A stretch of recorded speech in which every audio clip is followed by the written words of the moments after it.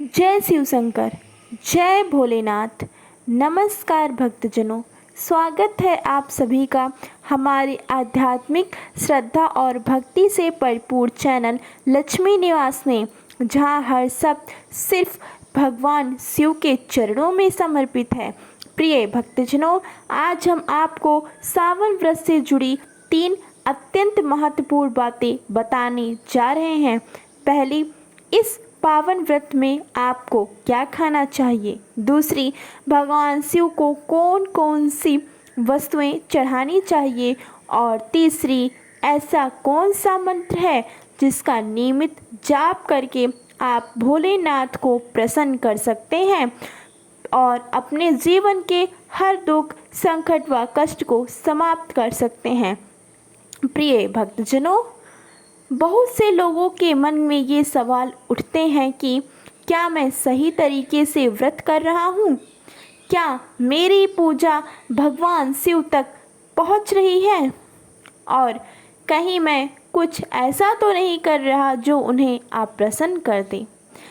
इन्हीं सभी प्रश्नों का उत्तर आज हम इस वीडियो में मिलेगा, वह भी अत्यंत सरल, सहज और दिल को छू लेने वाली शैलियों में।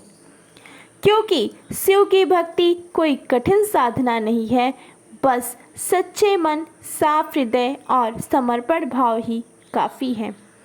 भक्तजनों, तो आइए इस पावन यात्रा पर चलें और सावन व्रत को बनाएं अपने जीवन का सबसे आध्यात्मिक और पुण्यदायक अनुभव।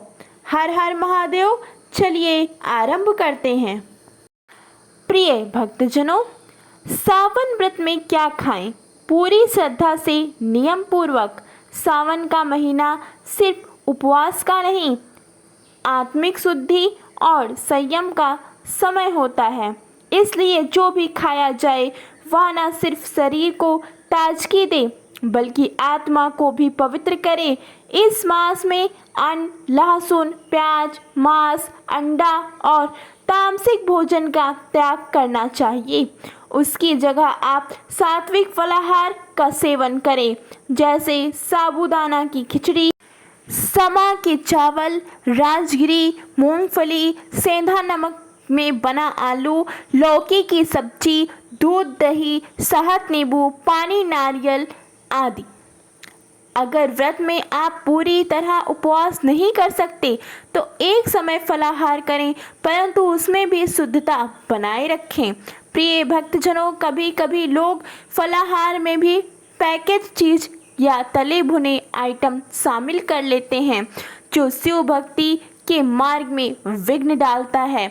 भक्तजनों, याद रखें, भोजन सिर्फ शरीर के लिए नहीं, आत्मा के लिए भी हो, और जितना सादा और शुद्ध होगा उतनी ही गहराई से भगवान शिव का आशीर्वाद आपके जीवन में उतरेगा। प्रिय भक्तजनों, इस दौरान आंतरिक तैलीय मसालेदार भोजन, होटल या रेस्टोरेंट का खाना पूरी तरह त्याज्य होता है। घर में बनाए गए घी में तैयार हल्के भोजन और ताजे फल को प्राथमिकता दें। प्रिय भक्तजनों, यदि संभव हो तो रोजाना एक समय फलाहार और बाकी समय भगवान शिव के नाम का जाप करें।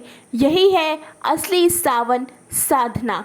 प्रिय भक्तजनों, सावन में भगवान शिव को क्या चढ़ाएं? हृदय से, भाव से। शिव बहुत सरल हैं, अत्यंत सहज हैं और उनकी पूजा भी उतनी ही सरल है। भक्तजनों, लेकिन यह सरलता तब दिव्य फल देती है जब उसमें सच्चा भाव और निष्ठा जुड़ी हो। सावन में शिवलिंग पर सबसे पहले गंगा जल या शुद्ध जल से अभिषेक करें। उसके बाद चढ़ाएं बेलपत्र, जिसमें 3 पत्तियां जुड़ी हों और साफ सुथरी हों। प्रिय भक्तजनों, धतूरा, भांग, आक के फल, कनेर के सफ़ेद फूल, समी पत्र, दुर्वा, ये सब भगवान शिव को अत्यंत प्रिय हैं। इनके साथ साथ आप चढ़ा सकते हैं कच्चा दूध, दही, शहद, देसी घी, मिश्री और शक्कर। इन सबको मिलाकर बनाए पंचामृत।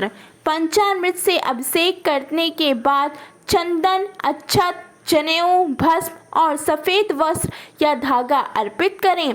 शिव को तामसी वस्तुएं जैसे तुलसी, केतकी का फूल या लाल चंदन नहीं चढ़ाना चाहिए।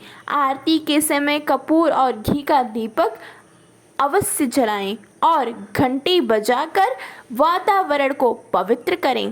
प्रिय भक्तजनों, पूजा के अंत में शिव जी को मीठा भोग जैसे गुड़ या मिश्री अर्पित करें। आप चाहें तो नारियल भी अर्पित कर सकते हैं।